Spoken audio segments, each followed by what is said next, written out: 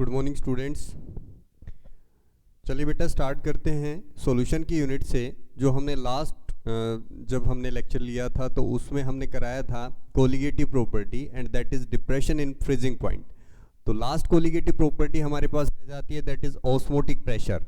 Osmotic pressure क्या होता है इसको आज हम डिस्कस करेंगे और ये लास्ट कोलिगेटिव प्रॉपर्टी है। तो चलिए स्टार्ट करते हैं भी ऑस्मोटिक प्रेशर। तो देखो ऑस्मोटिक प्रेशर को कराने से पहले मैं आपको ऑस्मोसिस के बारे में बताऊंगा, उसके बाद हम ऑस्मोटिक प्रेशर के बारे में पढ़ेंगे। तो भाई स्टार्ट करते हैं। ऑस्मोसिस क्या होती है? हमारे पास जो कॉन्सेप्ट आता है दैट इज ऑस्मोसिस। ठीक है, तो देखिए इसकी डेफिनेशन हम बाद में देंगे, पहले हम इसका डेमोन्स्ट्रेशन देखते हैं कि भाई एक्चुअल में ऑस्मोसिस होती कैसे है। ठीक है ना, तो स्टार्ट करिए। हम क्या करते हैं भाई, दो कंटेनर ले लेते हैं इस प्रकार से।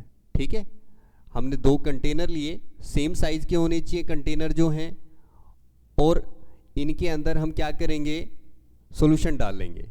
दोनों में सॉल्यूशन डाल लेते हैं अलग अलग कंसंट्रेशन का, या फिर मैं क्या करता हूँ एक के अंदर हम डाल लेते हैं वाटर, प्योर वाटर डाल लेते हैं, और एक के अंदर हम डाल लेते हैं भी सॉल्यूशन। यहाँ पे प्योर वाटर ले लेता हूँ मैं, और दूसरा जो बीकर है इसके अंदर हम ले लेते हैं सॉल्यूशन। चाहे आप साल्ट सॉल्यूशन लें या फिर आप शुगर सॉल्यूशन लें, दोनों में से, या किसी और का भी सॉल्यूशन ले सकते हैं। सपोज करो आपने शुगर सॉल्यूशन ले लिया। ठीक है भी, क्या लिया आपने? शुगर सॉल्यूशन ले लिया है। ठीक है, तो देखिए शुगर जो सॉल्यूशन होगा वो एक्चुअल में होगा क्या, शुगर प्लस वाटर से मिलके शुगर सॉल्यूशन बना। क्या बना भाई? शुगर सॉल्यूशन बना। अब इसके अंदर जो शुगर है वो क्या एक्ट करेगी, वो सोल्यूट एक्ट करेगी। क्या एक्ट करेगी? सोल्यूट। और वाटर जो होगा वो क्या एक्ट करेगा? सोलवेंट एक्ट करेगा। क्लियर है भाई ये बात? सोल्यूट जो होता है, जो सोल्यूट अपने पास होता है वो क्या होता है, लेसर अमाउंट में होता है। सोल्यूट क्या होता है? लेसर अमाउंट में, और सोलवेंट जो होता है वो लार्ज अमाउंट में होता है। ठीक है ना, तो आप यहां कह सकते हैं इस सॉल्यूशन के अंदर सोल्यूट का अमाउंट है और यहां पे सोल्यूट का अमाउंट नहीं है।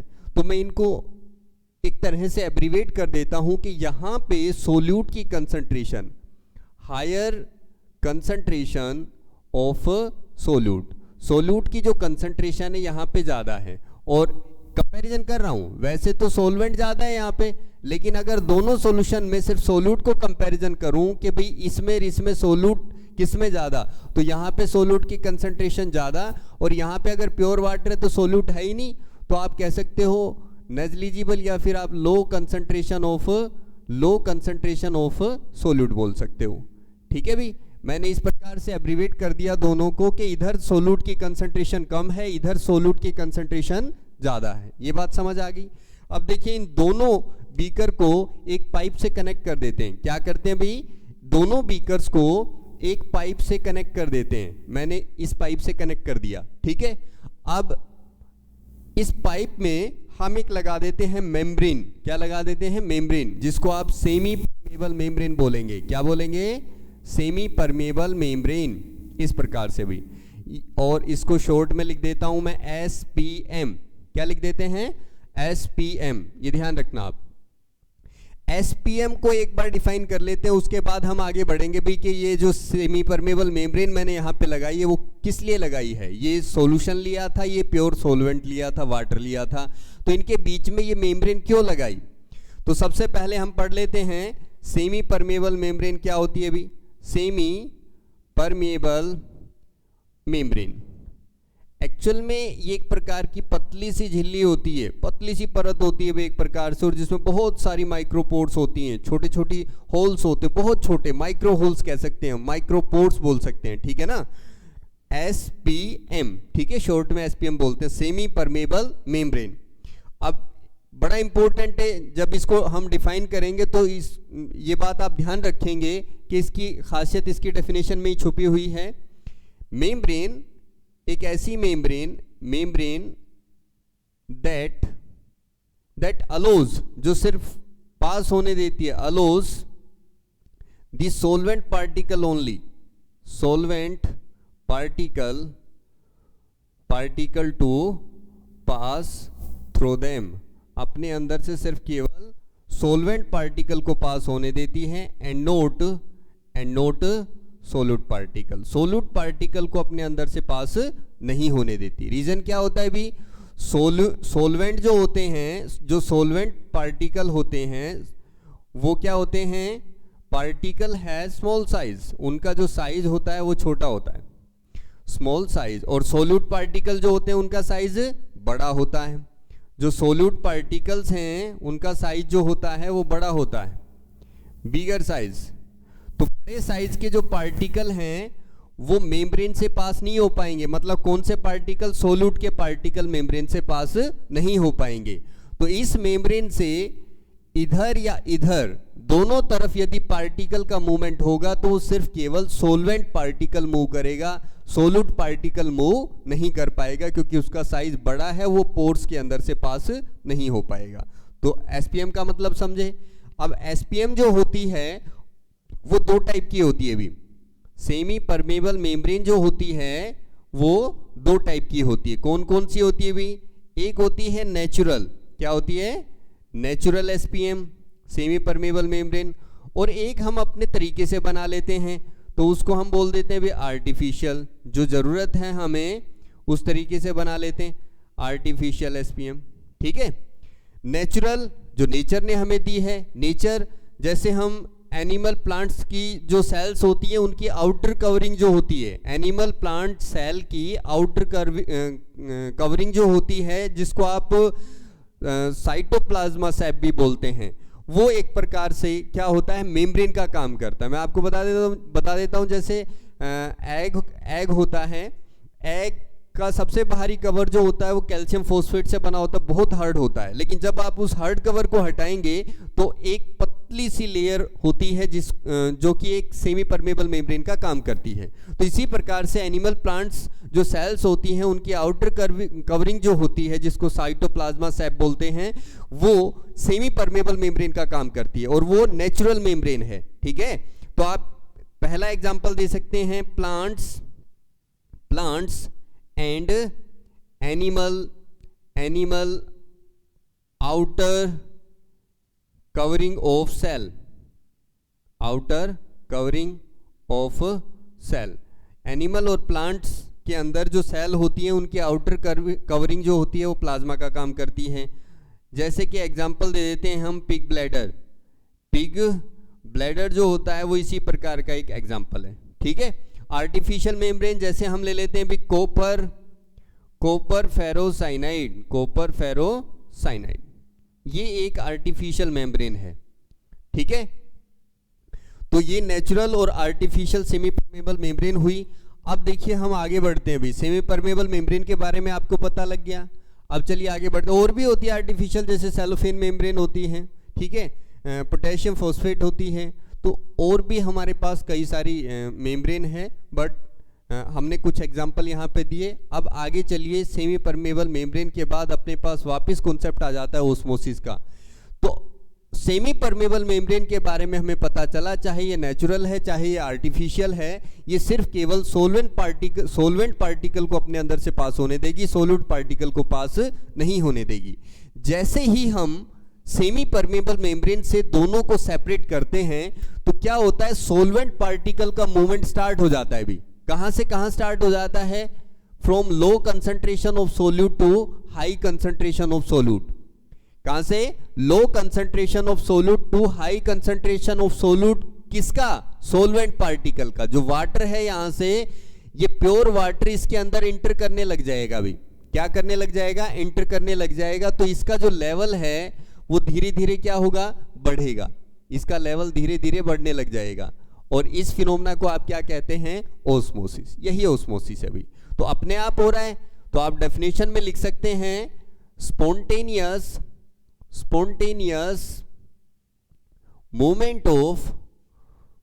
मूवमेंट ऑफ सोलवेंट पार्टिकल, सिर्फ सोलवेंट पार्टिकल का मूवमेंट होगा, particle through semi permeable membrane, from, कहां से कहां, फ्रॉम लो कंसंट्रेशन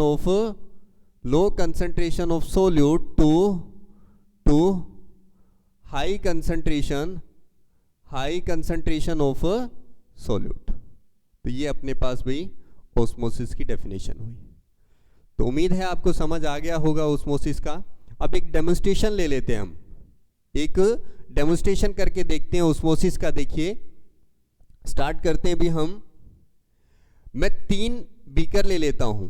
क्या ले लेता हूं? 3 बीकर ले लिए। इस प्रकार से मैंने सेम साइज के बीकर आपने ले लेने हैं ऐसे। ये 3 बीकर हमने ले लिए, ठीक है भी। अब तीनों बीकर्स के अंदर मैं अलग अलग टाइप का सॉल्यूशन डाल लेता हूं। देखो क्या करेंगे, इसके अंदर प्योर वाटर डाल लेते हैं। क्या डाल लेते हैं इसके अंदर? Pure water. इसके अंदर हम कंसंट्रेटेड HCl सॉल्यूशन डाल लेते हैं, हाइड्रोक्लोरिक सॉल्यूशन डाल लेते हैं, ठीक है।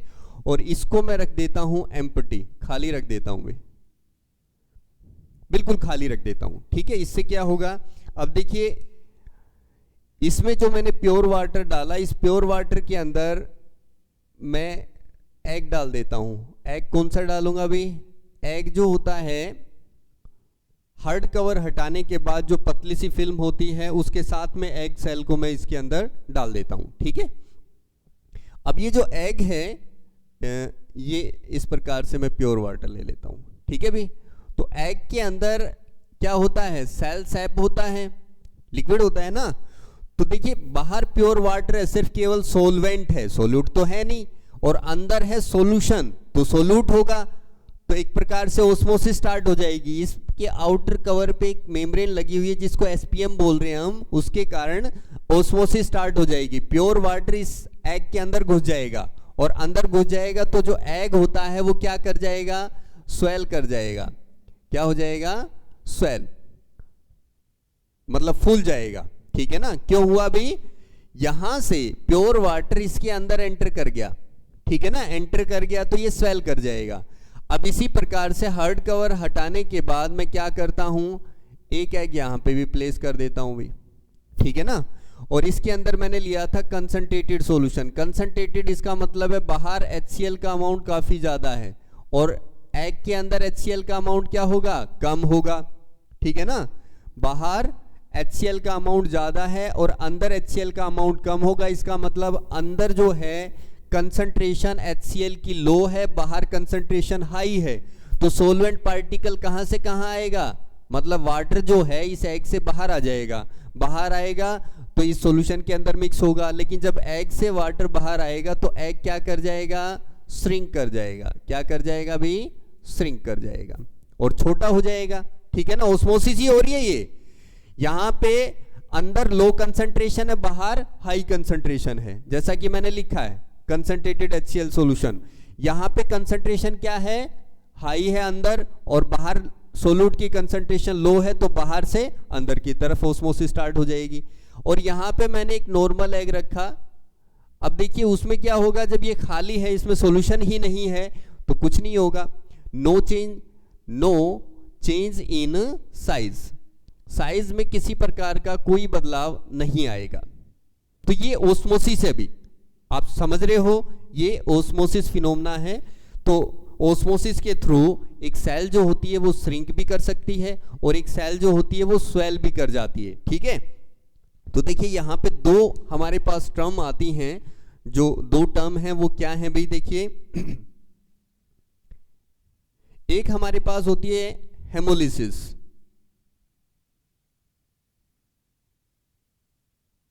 या आप इसको बोल सकते हैं हेमोलाइसिस। क्या बोल सकते हैं? हेमोलाइसिस। हेमोलाइसिस क्या होती है? जब किसी सेल के अंदर प्योर वाटर एंटर कर जाए, सेल जो है वो स्वेल हो जाए, ठीक है ना। वहन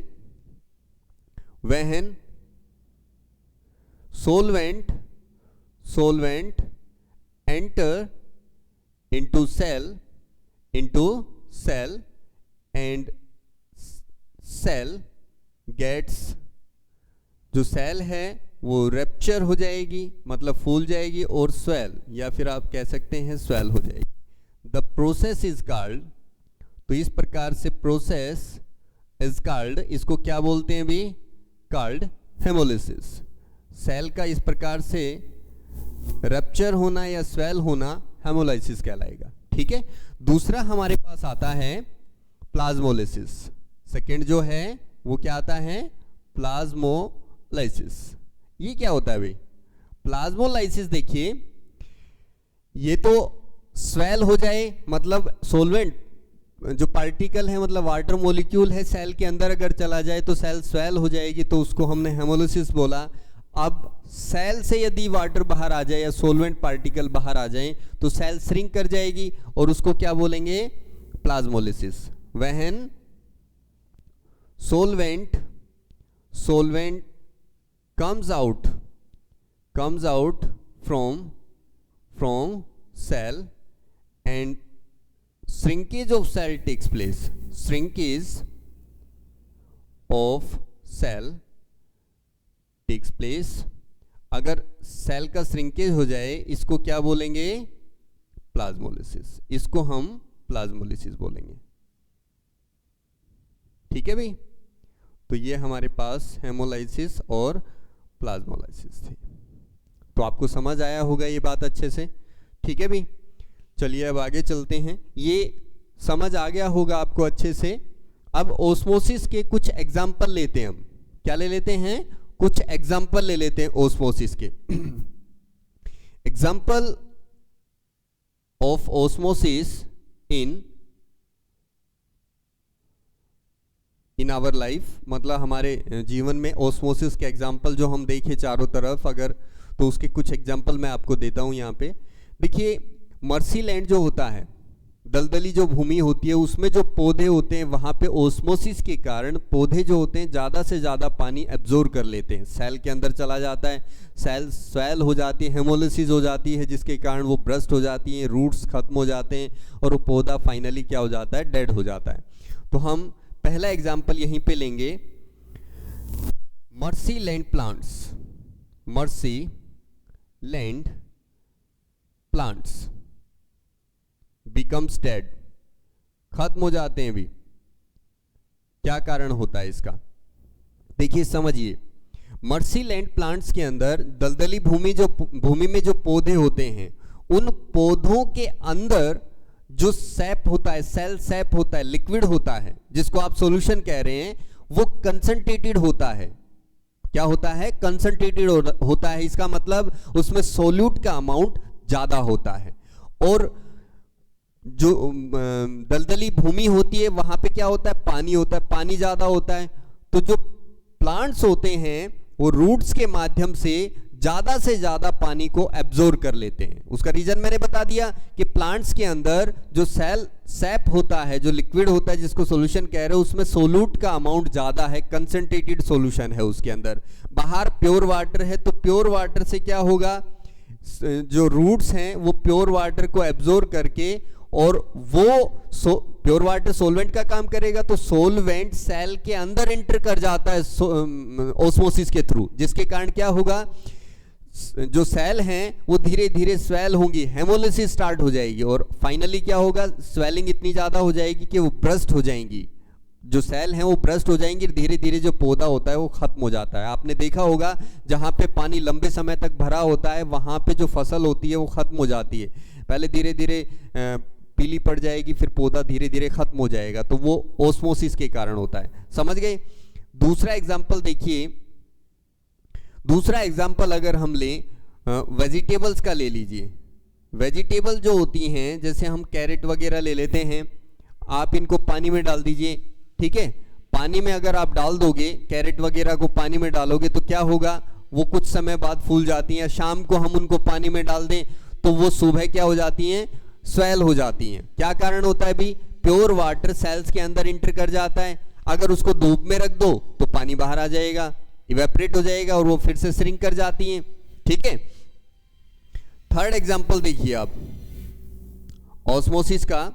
देखिए जो पिकल्स वगैरह होते हैं, अचार वगैरह आप खाते हैं, अच्छे से खाते हैं, या तो बहुत ज्यादा साल्टी होते हैं, या फिर शुगर सॉल्यूशन मीठा, जैसे नींबू का मीठा अचार बनाया जाता है। तो भाई एक तो एक्सेस शुगर डाल दिया गया सॉल्यूशन, या फिर एक्सेस साल्ट डाल दिया गया। जितने भी पिकल्स मार्केट में आते हैं, आप अगर उनको चेक करते हैं, खाते हैं, तो आपको पता होगा उनमें नमक थोड़ा सा ज़्यादा ही होता है। उसका क्या रीज़न होता है, देखिए उसको ज़्यादा मतलब साल्टी इसलिए बनाया जाता है कि ज्यादा साल्टी बनाने का मतलब है सोल्यूट का अमाउंट ज्यादा ऐड करना। क्या करना? सोल्यूट का अमाउंट ज्यादा ऐड करना।